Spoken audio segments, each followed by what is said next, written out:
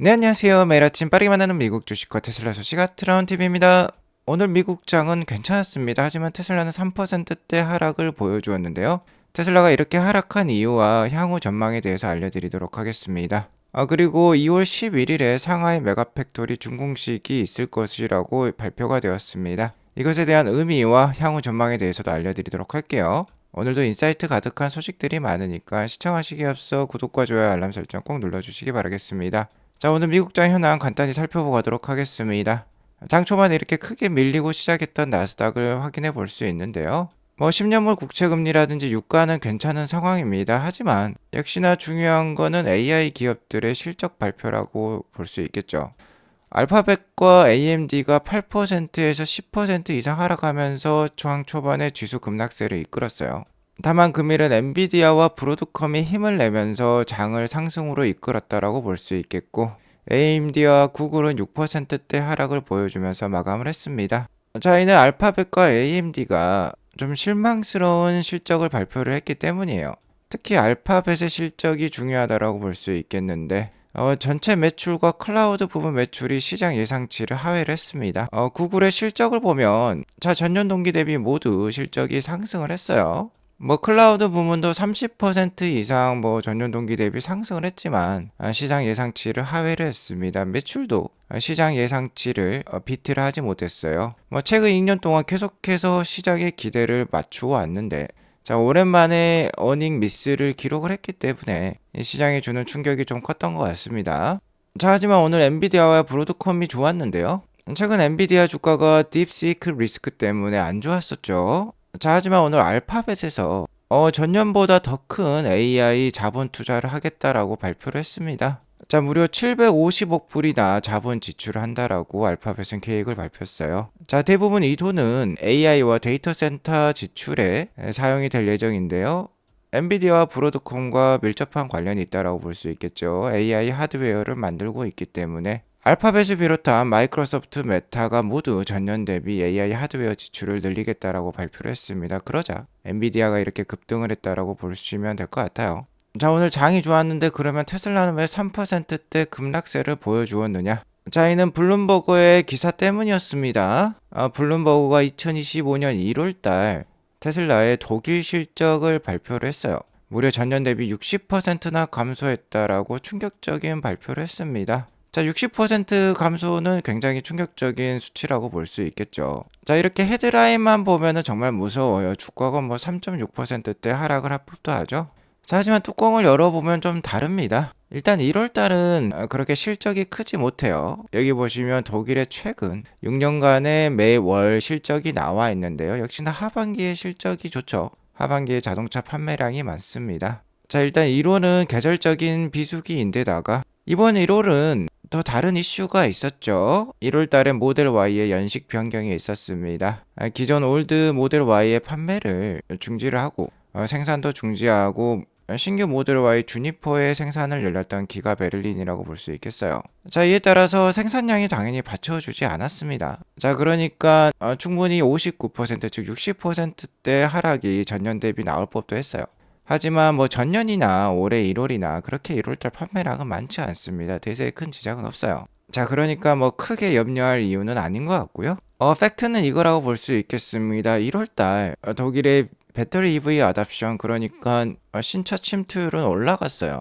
여기 보시면 2025년 1월달 막대가 이 파란색 막대인데 전년이나 전전년과 비교했을 때 순수 전기차의 침투율이 거의 16, 7%까지도 올라왔습니다. 반가운 소식이라고 볼 수 있겠죠. 그러니까 테슬라를 제외한 다른 기업들은 더 많이 판매를 한 것 같아요. 아무래도 테슬라의 생산량만 받쳐준다라고 하면은 독일의 이런 좋은 분위기 속에서 테슬라도 독일 판매량을 늘릴 수 있을 것으로 예상이 됩니다.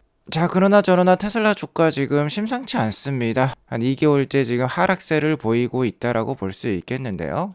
올해 상반기까지는 좀 조심할 필요가 있을 것 같습니다. 그리고 최근 어닝콜이 1월 말에 있었죠. 1월 29일에 있었는데 어닝콜 이후에 주가가 좀 많이 빠질 법도 했어요. 그러나마 좀 잘 지키고 있다라고 저 개인적으로 생각을 하고 있는데요. 주가가 단기적으로 빠질 수 있는 이유는 일단 전반적으로 단기적인 테슬라의 실적이 그리 좋아 보이지 않기 때문입니다. 일단 4분기에 역대급 인도량을 기록을 했지만 거의 50만 대 가까이 팔았죠.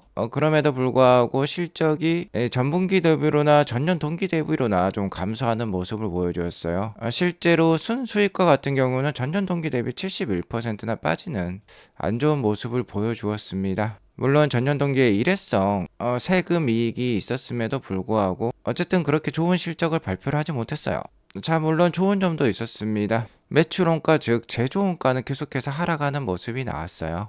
지속 감소 중에 있는데요. 이번 4분기는 전분기 대비해서 약 1% 정도 매출 원가 감소가 있었다라고 예상이 됩니다. 35,000불 그러니까 34,000불 800불대에서 4분기 제조 원가가 나오고 있는데요. 이 대당 제조 원가보다 대당 판매 가격 즉 ASP라고 하죠. Average Selling Price가 되겠습니다. 이 판가가 더 낮아지면서 이번 실적이 좀 안 좋았던 것 같아요. 자, 보시면 4분기에 3분기보다 더 많은 자동차 판매량이 있었습니다. 약 33,000대 정도 더 많이 판매를 했죠. 하지만 자동차의 매출액은 3분기보다 오히려 4분기가 더 낮아요. 즉 이는 판가가 하락했다라는 뜻이 되겠는데 대당 ASP를 계산을 해보면 3분기 43,000불에서 4분기 39,900불로 떨어졌습니다. 그러니까 전분기 대비 7.6%의 대당 ASP 감소가 있었기 때문에 제조원가 감소는 1%밖에 없었죠. 제조원가 감소보다 판가 감소가 더욱더 컸어요. 자, 그러면서 4분기 실적이 안 좋았다라고 볼 수 있겠는데요.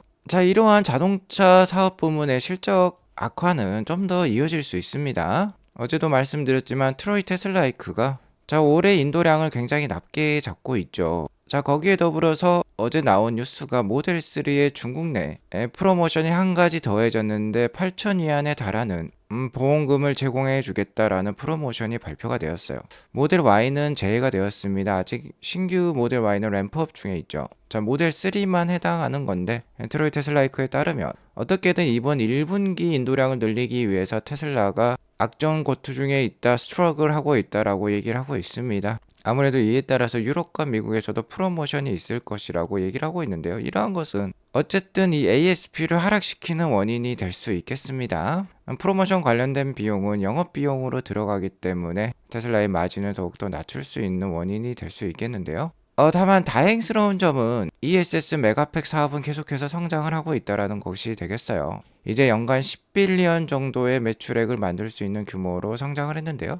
어제 좋은 소식이 하나 들려왔습니다. 자, 여기 보시면 상하이 기가팩토리가 보이고 그 뒷부분에 상하이 메가팩토리 신규 공장 ESS 메가팩을 만들 공장이 되겠죠. 현재 열심히 생산 중에 있습니다. ESS 실적을 2배로 올려줄 공장이라고 볼 수 있겠는데요. 자, 이러한 상하이 메가팩토리가 2월 11일에 준공식 행사를 연다라고 합니다.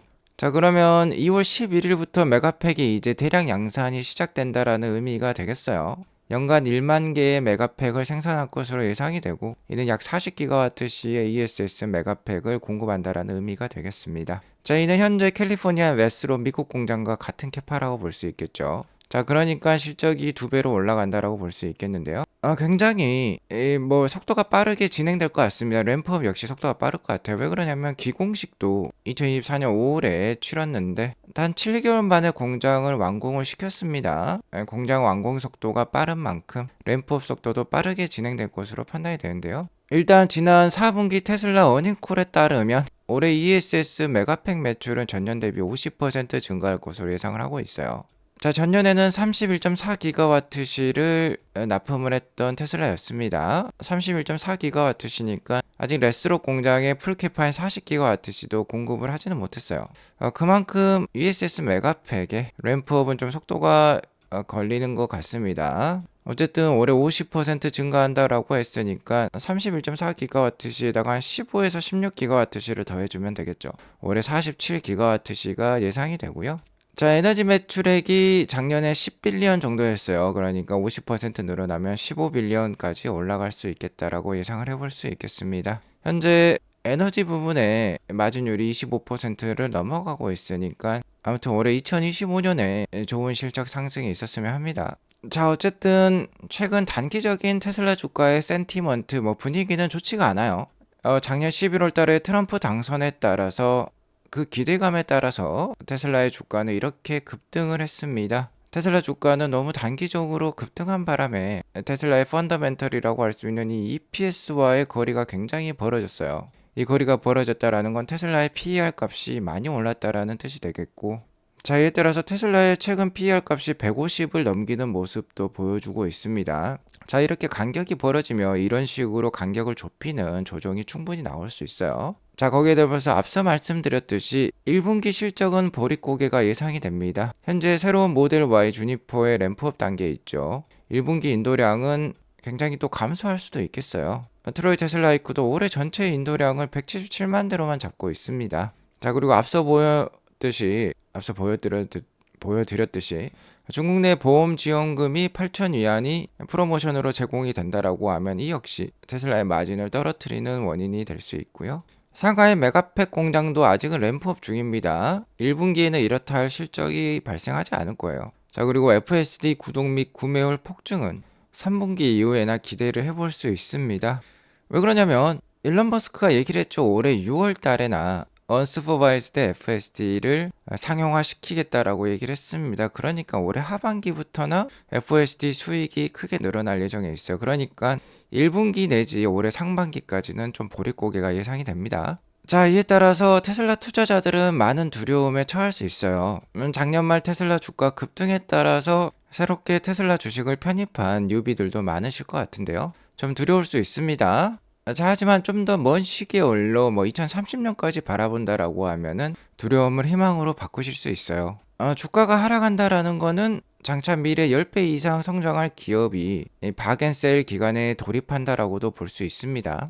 어제도 말씀드렸습니다만, 자, 향후 25년은 이제 스마트폰을 넘어서서 휴머노이드 로봇의 시대라고 볼 수 있겠어요. 자, 휴머노이드 로봇의 1인자는 테슬라라고 볼 수 있겠는데 그 이유는 역시나 이 손 때문이라고 볼 수 있겠습니다. 인류 문명의 역사도 이 손과 함께 했다라고 볼 수 있겠는데요. 테슬라는 이미 22더프, 그러니까 굉장히 관절이 많이 나누어지면서 사람과 유사한 손을 만들어내고 있어요. 자, 일론 머스크가 이렇게 얘기를 했습니다. 테슬라의 옵티머스의 손은 너무나 정교해서 파베르제의 작품마저도 단순하게 보인다. 자, 파베르제는 러시아 천재 보석 공예사라고 합니다. 자, 이런 식으로 보석을 공예를 해주는데, 자, 이 정도까지 옵티머스의 손이 발달했다라는 뜻이 되겠어요. 자, 실제로 일론 머스크가 이렇게 얘기를 했습니다. 여기 파베르제라고 나와 있죠. 그만큼 테슬라 옵티머스의 손이 발전했다라는 뜻이 되겠고, 올해 연말이 되면 이러한 테슬라의 옵티머스를 2,000대까지도 만나볼 수 있고요. 내년이 되면은 5만 대에서 10만 대까지도 우리가 만나볼 수 있습니다. 자, 그 소식이 나온다라고 하면은 테슬라 주가가 껑충 뛰어 올라요. 자, 그러니까 이 1분기와 상반기 보릿고개를 의미 있게 잘 보내시기 바라겠고요. 그리고 올해 6월이 되면 이제 테슬라의 완전 자율주행 차를 만나볼 수 있습니다. 현재 테슬라랑 웨이모만 살아남았다라고 얘기를 했고, 이미 자율주행 데이터에 있어서 웨이모와 테슬라는 100배 이상의 차이를 보여주고 있기 때문에 테슬라가 확실한 승기를 6월 달부터 잡을 수 있을 거예요. 2030년이 되면 로보택시는 최소 글로벌에 5천만 대까지 늘어날 것으로 예상이 되고, 테슬라는 50%의 점유율을 가져갈 것이라고 아크 인베스트먼트는 얘기를 하고 있는데요. 자, 이렇게 되면 테슬라의 기업 가치가 현재 시가총액보다 13배 이상 올라갈 수 있다고 했습니다. 자, 로보택시만으로도 이렇게 테슬라의 기업 가치가 오를 수 있는데, 자, 여기에 더불어서 옵티머스까지 가치가 더해진다라고 하면 테슬라의 상승은 어디까지 이어질지 몰라요. 자, 이런 상황 속에서 한 가지 경쟁자의 소식을 들려드린다고 하면은 웨이모가 오스틴에서 로보택시 서비스를 런칭할 예정에 있는데 우버와 독점 계약을 했다라고 합니다. 테슬라가 6월달 로보택시 사업을 텍사스 오스틴부터 시작을 한다라고 했는데 미리 경계 중인 웨이모라고 볼 수 있겠어요. 혼자만의 힘으로는 역부족이라고 판단했는지 우버와 연합전선을 구축을 했습니다. 일단 테슬라가 로보택시를 출시하기 전에 오스틴 지역에서 승부수를 던진 것 같습니다. 자, 이렇게 되면 테슬라 입장에서는 더욱더 좋아요. 우버와 1대1로 비교가 될 수 있다라고 볼 수 있겠는데요. 아무래도 테슬라의 우수성이 잘 전달될 수 있는 계기가 될 것 같습니다. 웨이모도 자신감이 있나 봐요. 일단은 승부를 겨뤄보면은 테슬라의 우세가 확실히 예상이 되고요. 오스틴에서 웨이모를 제친다라고 하면은 이게 미국을 더불어서 글로벌에 바이럴 되면서 테슬라의 브랜드 가치를 더욱더 올려주는 일이 될 것 같습니다. 자, 아무튼 오늘 결론은 이것입니다. 1분기 실적 보릿고개 예상이 돼요. 상반기까지도 좀 안 좋을 수 있습니다. 그리고 이에 따라서 주가가 최근 많이 벌어졌는데 이 격차를 줄이는 조정이 있을 수 있어요. 다만 6월 달에 언스퍼바이즈드 FSD가 나올 가능성이 굉장히 높으니까 하반기 주가는 괜찮을 것 같습니다. 하반기 주가 상승을 기대하면서 상반기 이를 잘 대비하는 투자를 진행하셨으면 합니다. 오늘 이것으로 방송을 마치겠고요. 오늘 방송이 도움이 되었으면 구독과 좋아요 알람 설정 꼭 눌러주세요. 행복한 하루 되시기 바라겠습니다. 감사합니다.